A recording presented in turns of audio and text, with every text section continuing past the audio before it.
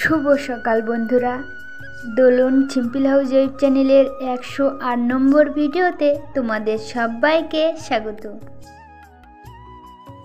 যে যেখান থেকে আমার ভিডিওটি দেখছো, আশা করছি তোমরা সবাই অনেক অনেক ভালো আছো, আর তোমাদের আশীর্বাদে আমিও কিন্তু অনেকটাই ভালো আছি। তো বন্ধুরা, তোমাদের সবার আশীর্বাদ নিয়ে আজকের ভিডিওটি শুরু করলাম। এখন বাজে সকাল 8টা, আর জানো তো বন্ধুরা, আজকে আমি 8টার থেকেই ভিডিওটি স্টার্ট করেছি। আর আজকে তো রবিবার, তার জন্যই কিন্তু সকালবেলা যে কাজগুলো থাকে ওইগুলো সেরে নিয়ে আবারও একটু ঘুমিয়ে পড়েছিলাম। আর তারপরে দেখো একটু আগেই না ঘুম থেকে উঠেছি, তো উঠেই ভাতটা বসিয়ে দিয়েছি। আর কাল রাতে না একটু তরকারি ছিল, তো সকালবেলা তো রান্না হবে না, তাই ভাতটাকে বসিয়ে দিয়েছি। ভাতটা একেবারে দুবেলার জন্য করে নিয়েছি, আর রাতের যে তরকারিটা ছিল ওটাই কিন্তু সকালে খেয়ে নেব।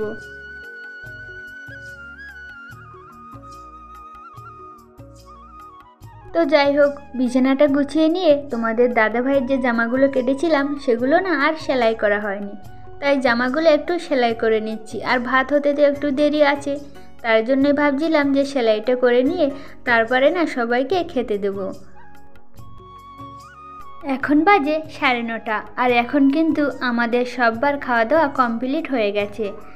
আর আমার ছেলে মেয়ে না খাওয়া দাওয়ার পরেই কিন্তু বই নিয়ে বসেছে, আর তোমাদের দাদাভাই কিন্তু বাজারে চলে গেছে। আর আমি যে জামাগুলো সেলাই করেছিলাম ওগুলো না সেলাই করে নিয়েছি, এবার একটু হাতের সেলাই বাকি ছিল, তাই সেগুলো নিয়ে এই দরজার কাছে একটু রোদ্দুরে বসেছি। আর আমাদের বাড়িতে তেমন রোদ্দুরও আসে না, রোদ্দুর বলতে সকাল 10টার সময় না এখানেই একটু রোদ্দুর আসে, তাই জামাগুলো নিয়ে এখানে বসেই সেলাই করছিলাম। আর আমার ছেলে কিন্তু দুটো অঙ্ক করে খেলা করতে চলে গেছে, আর আমার মেয়েকে না সকালবেলা খাওয়ানোর জন্য একটু বকেছিলাম।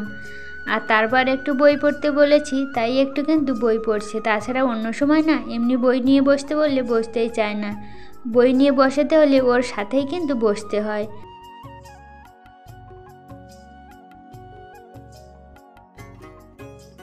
আর এদিকে দেখো, আমার জামা সেলাই করতে করতে তোমাদের দাদাভাইও না বাজার থেকে চলে এসেছিল, তো জামা কাপড়গুলো সেলাই করে নিয়ে আমি না বাজারগুলো একটু গুছিয়ে রাখছিলাম। আর আজ তো রবিবার, আজ না তোমাদের দাদাভাই 2 রকমের মাছ এনেছিল, তো মাছগুলো নিয়ে বাইরে না কাটতে চলে গেছে। আর এখন কিন্তু দেখতে দেখতে 11:30টা বেজে গেছিলো, তাই তাড়াহুড়ো করে বাজারগুলো একটু গুছিয়ে নিয়ে একেবারে সবজি কেটে নেব তাই ভাবছিলাম। তো দেখো, বাজার থেকে না ভেন্ডি নিয়ে এসেছিল, আর উচ্ছে এনেছিল, আর এই যে কচুরমুখিগুলো কিন্তু নিয়ে এসেছিল। আর ওই যে টক কেওড়া হয় না, ওগুলো কিন্তু আজও নিয়ে এসেছে। আর জানো তো, আমাদের সববার কিন্তু টক কেওড়া খেতে ভীষণ ভালো লাগে। আর ওই যে আমুদে মাছ নিয়ে এসেছে, ওটাই দিয়েই কিন্তু টক কেওড়াটা রান্না করে নেব। আর এই যে মূলোগুলো এনেছিল না, এর সঙ্গে কিন্তু ভালোই শাক ছিল, আর শাকগুলো না ভালোই কচি কচি ছিল। তো তোমাদের দাদাভাই বলছিল শাকগুলো কেটে ফেলে দেওয়ার জন্য, আর আমার না ডাঁটা খেতে ভীষণ ভালো লাগে, তাই আমি আর ফেলতে দেয়নি। ডাঁটাগুলো ভাবছি আগের দিনের একটা ওলকপি ছিল, ওটাই দিয়ে ডাঁটা দিয়ে মূলো দিয়ে রান্না করব। আর মাছ বলতে কি জানো তো, লাঠা মাছ এনেছিল, তাই সেইগুলো দিয়ে রান্না করব ভাবছিলাম। তাই মূলোর ডাঁটাগুলো কেটে নিচ্ছিলাম, আর পাতাগুলো না একটু ভাজা করব।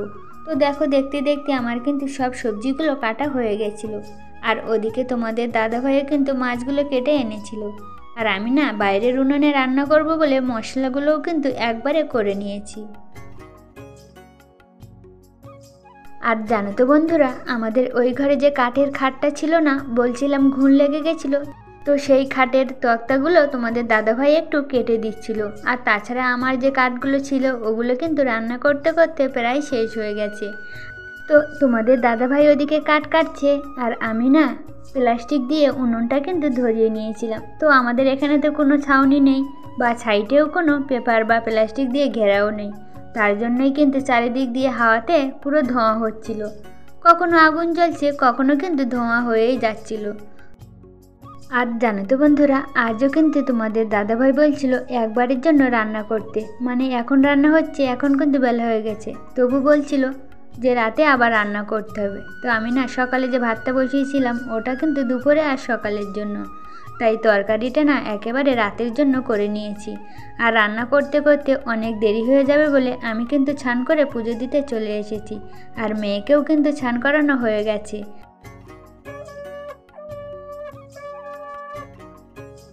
আর আমি এদিকে পুজো দিতে এসেছি বলে উনুনে কিন্তু তোমাদের দাদাভাই রান্না করছিল।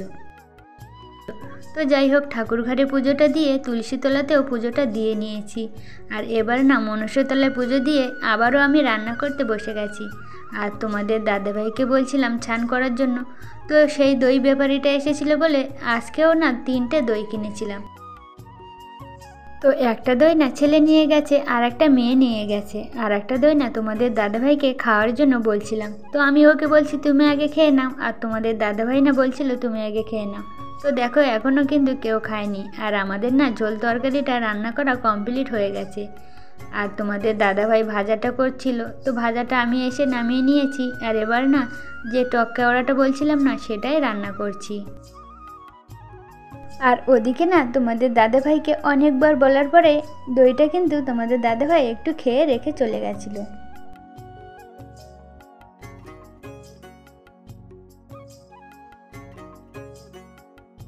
আর জানো তো বন্ধুরা, যেদিন টক কেওড়া রান্না হয় না, বিশেষ করে টক তরকারি, সেদিন কিন্তু আমার ছেলে আর অন্য কোনো তরকারি দিয়ে খেতেই চায় না।